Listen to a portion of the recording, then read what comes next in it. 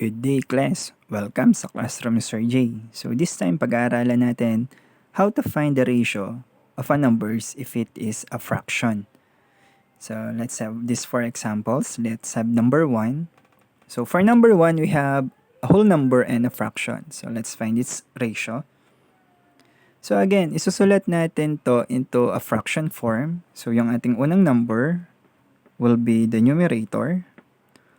All over the second number will be your denominator. So we're going to have 6 over 3/4. So how we're going to find the ratio? We're going to take 6. And since fraction implies division, we're going to change this division into multiplication.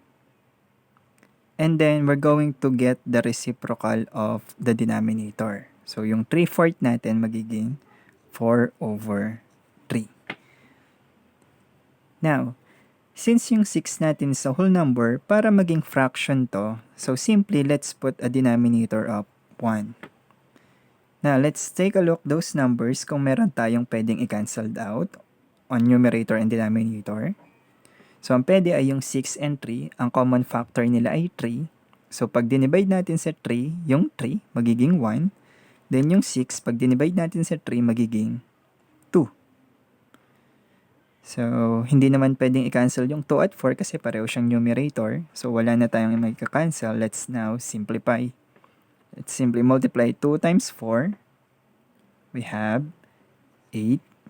And 1 times 1 equals 1. And kapag nire-write natin tong 8 over 1, it is simply 8. So, that is the ratio of our first example. Now, let's have the example number 2. So, this time, nauna yung ating fraction. So, we have 1/2 all over 8.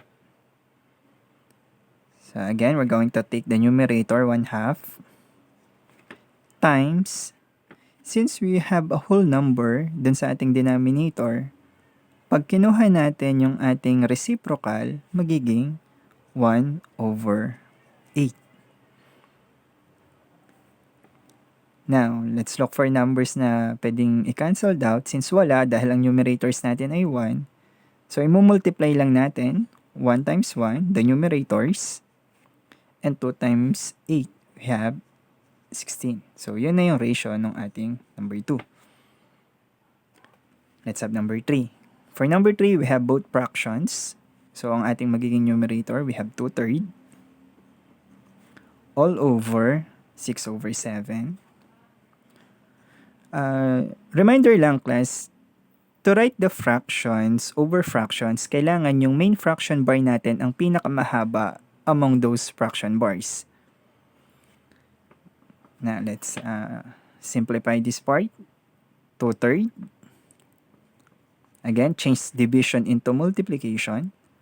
And then, get the reciprocal of your denominator. We have 7 over 6. So, hanap ulit tayo ng pwedeng i-cancel out. So, pwede yung 2 at saka yung 6. Ang common factor nila ay 2. So, cancel 2. Pag dinivide, magiging 1. Yung 6, pag dinivide sa 2, magiging 3. So, wala na tayong pwedeng cancel out. Let's multiply the remaining numbers. 1 times 7, we have 7 over 3 times 3, we have 9. So, yun na yung ating ratio. Now, let's have the last example. Again, let's take our numerator, 10 over 4, all over the denominator, 3 over 2. Let's compute.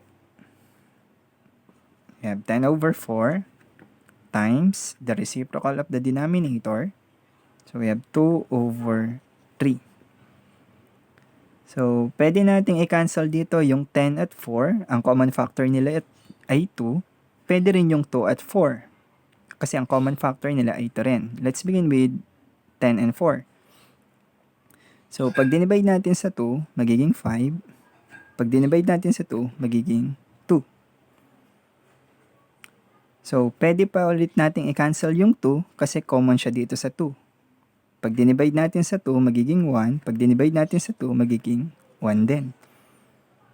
Since wala na pwedeng cancel, let's multiply the remaining numbers. 5 times 1, 5.